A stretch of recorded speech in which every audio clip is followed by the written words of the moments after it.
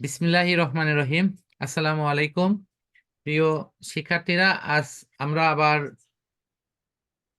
জীববিজ্ঞান অংশে আমরা সাজেশনমূলক একটি ক্লাস করছি, যে ক্লাসে আমরা দেখছি যে মূলত পরীক্ষায় সম্ভাব্য কি কি প্রশ্ন আসতে পারে। তো আমরা পূর্বের সেশনে প্রথম অধ্যায় থেকে সপ্তম অধ্যায় পর্যন্ত ইম্পর্টেন্ট যে প্রশ্নগুলো আসার মতো সেগুলো নিয়ে পর্যালোচনা করেছি। শিক্ষার্থী বন্ধুরা যারা এই অংশটি এখনো দেখোনি, তারা এই পূর্বের যে ভিডিও সেটিতে তোমরা ইনশাল্লাহ দেখতে পাবে। তো আমরা এখন এই অংশে দেখব যে অষ্টম থেকে পরবর্তী অধ্যায়গুলোতে সম্ভাব্য কি কি প্রশ্ন আসার মতো আছে, আমরা এগুলো নিয়ে ইনশাল্লাহ পর্যালোচনা করব। তো এখানে শুরুতেই দেখতে পাচ্ছি যে রেচন প্রক্রিয়া। ছোট অধ্যায়গুলোর মধ্যে যে অধ্যায়টা খুবই ইম্পর্টেন্ট তার মধ্যে এই অষ্টম অধ্যায় একটি। বুঝতে এখানে পারছি সবচেয়ে স্যার। কম প্রশ্ন কমন পড়ে, মানে সবচেয়ে কম প্রশ্ন পড়ে কমন পাওয়া যায়। দেখো, সম্ভাব্য এই প্রশ্নটা, এই যে রেচন কি, এটা প্রায়ই পরীক্ষায় আসছে। তারপরও আরো অন্যান্য প্রশ্নগুলো আসতে পারে, এই যে নেফ্রন, মেডুলা, অসম রেগুলেশন, ডায়ালাইসিস। আমার মনে হয় যে এই অপশনগুলো পরীক্ষায় প্রায় আসে, এগুলো একটু দেখো। তারপরে মূত্রের রং হলুদ হয় কেন, অসম রেগুলেশন কি, কিডনিতে পাথর হয় কেন, এই প্রশ্নগুলো একটু দেখো, এটা খ নম্বরে আসতে পারে। এখন দেখো, গ এবং ঘর জন্য মানে দুইটা প্রশ্ন, তার মধ্যে আমি তিনটা প্রশ্ন তোমাদের বলে দিচ্ছি, 3 থেকে 4টা, এর মধ্যেই তুমি দুইটা কমন পাবা ইনশাল্লাহ। একটা বৃক্কের গঠন ও কাজ, ওকে। হ্যাঁ স্যার। অথবা এইটা কিন্তু দেখো এইভাবেও কিন্তু থাকতে পারে, ওকে। দেখো নানান অপশনে কিন্তু তার বিবরণ দাও এরকম। আর দ্বিতীয় হলো নেফ্রনের গঠন ও কাজ। কটা হলো? দুটা প্রশ্ন কিন্তু দুটো আসবে, একটা গ নম্বরে আসবে, একটা ঘ নম্বরে আসবে। আমি যে বলতেছি সেগুলোর মধ্যে থেকেই তুমি ফুলফিল দুইটা ইনশাল্লাহ কমন পাবে, একটা গ নম্বর, একটা ঘ নম্বরে। আহ তো এখানে তাহলে আমাদের মূল প্রশ্ন গেল বৃক্ক একটা, নেফ্রন একটা, দুইটা। 3 নম্বর হলো ডায়ালাইসিস। কটা? তিনটা। এখন এই এই কেন্দ্রিক আরো যে ছোট ছোট কিছু প্রশ্ন আছে, যেমন ধরো বৃক্ককে ভালো রাখার জন্য কি করণীয়, আহ বর্জ্য পদার্থ নিষ্কাশনে তোমার এই রেচনতন্ত্রের ভূমিকা কি, এগুলো প্রশ্ন মাঝে মধ্যে আসে, ঠিক আছে। কিন্তু মূলত এই তিনটার মধ্যেই আমি আশা করেছি দুটা প্রশ্ন কমন পাবা। তো সহযোগী হিসেবে ওই কিডনিকে ভালো রাখার জন্য কিছু করণীয় অপশনগুলো এর সাথে যোগ করে নিয়ে পড়ো। আর তার সাথে এই যে বর্জ্য পদার্থ নিষ্কাশনে রেচনতন্ত্রের ভূমিকা, আমার মনে হয় যে এই পড়লেই ইনশাল্লাহ কমন হয়ে যাবে।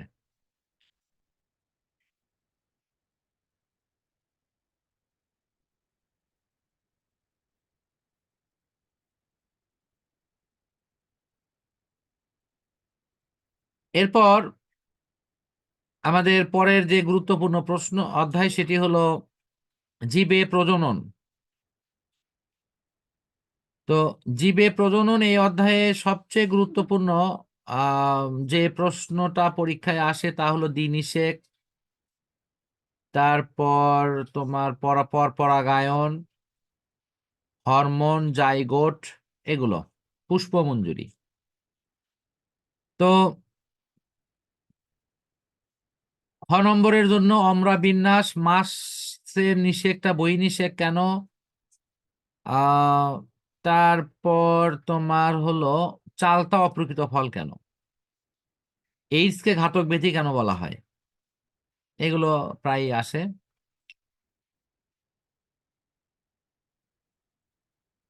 এরপর তোমার হলো পুং গ্যামেট কোষের পরিস্ফুটন অথবা স্ত্রী গ্যামেট অংশের পরিস্ফুটন, অর্থাৎ পুং অথবা স্ত্রী এই অংশ, এই জনন কোষের পরিস্ফুটন প্রক্রিয়াটা খুব ভালো করে পড়া দরকার। দ্বিতীয় গুরুত্বপূর্ণ অংশ হলো জীবের অস্তিত্ব রক্ষায় নিষেকের গুরুত্ব। নিষেক প্রক্রিয়া কি, নিষেকের গুরুত্ব। এই দুইটা টপিকসের পর অর্থাৎ পুংগ্যামেট এবং স্ত্রীগ্যামেটের পরিস্ফুটনের পর নিষেকের প্রশ্ন। 3 নম্বরে আছে হলো স্বপরাগায়ন পরপরাগায়ন, এইটা নিয়ে, অর্থাৎ স্বপরাগায়ন কি কি সুবিধা অসুবিধা, পরপরাগায়নের কি সুবিধা অসুবিধা, এগুলো নিয়ে কিন্তু প্রায়ই আসে। হুম, ওটা ওই দিক করে। তো এখন আমরা এরপর যেটা দেখব তা হলো এই পরাগায়ন কেন্দ্রিকের অপশনটা গেল। এরপর আছে হলো বয়ঃসন্ধিকালীন সময়ে কিশোর কিশোরীদের শারীরিক যে পরিবর্তনগুলো হয় সেইটা কেন্দ্রিক। লাস্ট হলো এইচআইভি। এইচআইভির এর লক্ষণ, প্রতিকার এবং প্রতিরোধে করণীয় অপশনগুলো বা সতর্কতা নিয়ে আলোচনা। তো আমার মনে হয় আমরা মূল অপশনটা পেয়ে গেছি। এই যে ডিম্বাণুর অপশন এটি আছে, বা যেটাকে স্ত্রী গ্যামেটোফাইট হিসেবে ধরা হয়।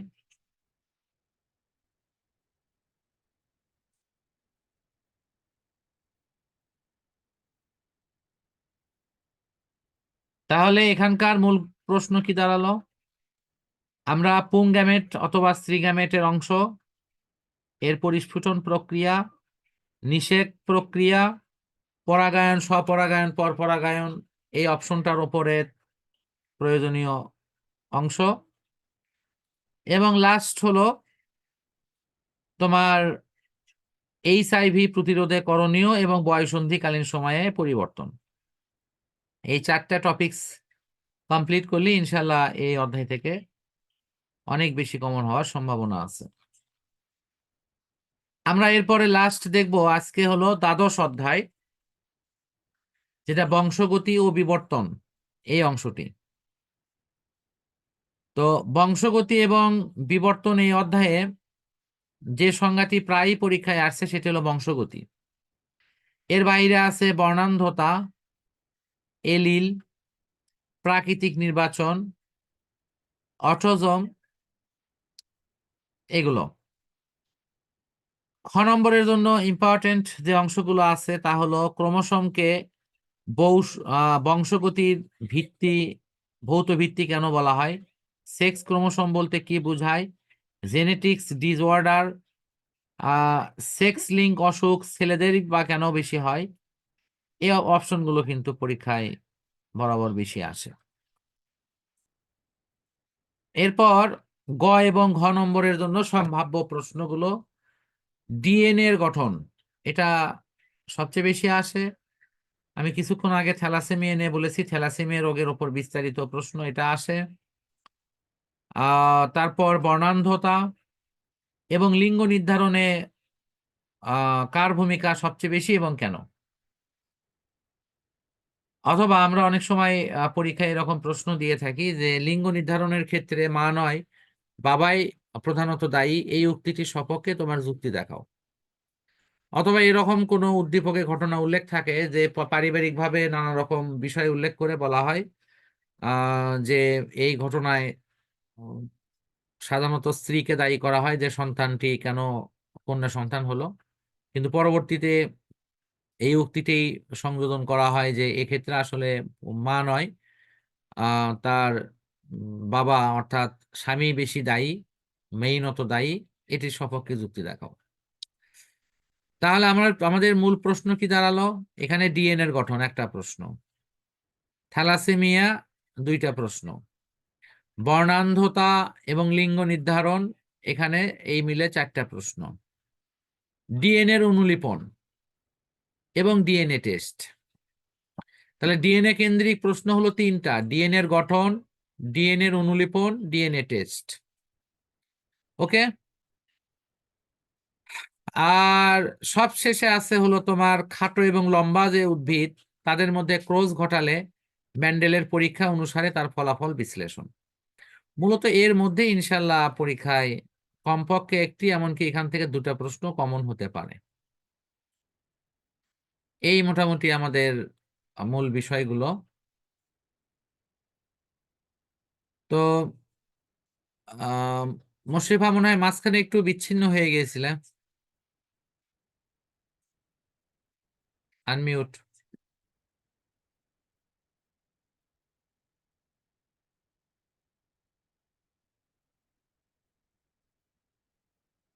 মুশরিফা শুনতে পাচ্ছ?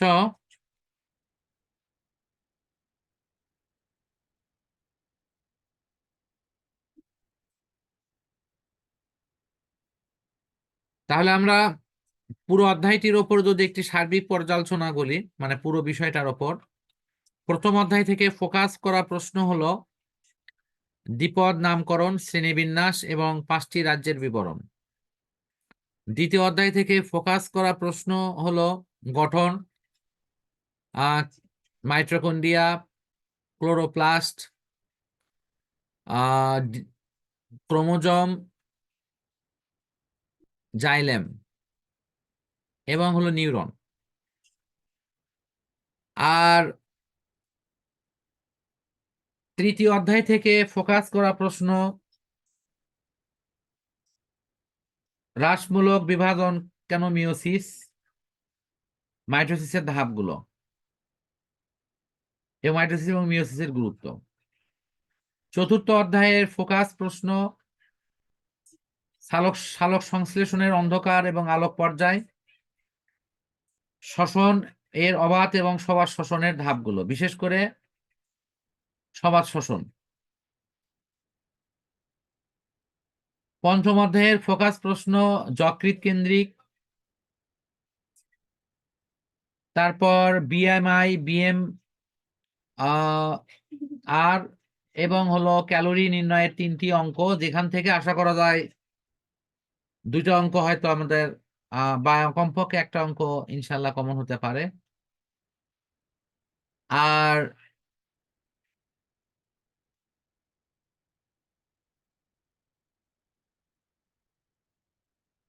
হজম প্রক্রিয়ার ধাপগুলো,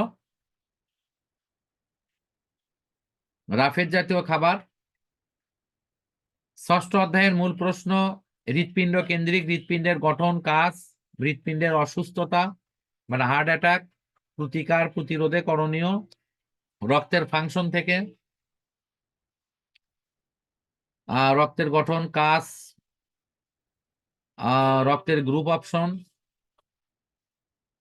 আর এদিকে সপ্তম অধ্যায় থেকে মূল প্রশ্ন ফুসফুস এর গঠন। অষ্টম অধ্যায় থেকে কিডনি, নেফ্রন এবং ডায়ালাইসিস, কিডনির গঠন, নেফ্রনের গঠন, কাজ, ডায়ালাইসিস। আর কিডনির অংশ ভালো রাখতে করণীয় অথবা কিডনির পাথর।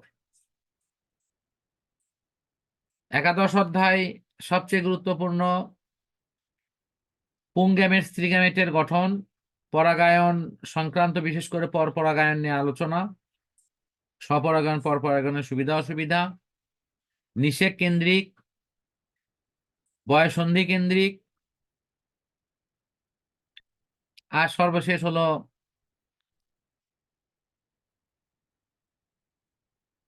এইডস নিয়ে। আর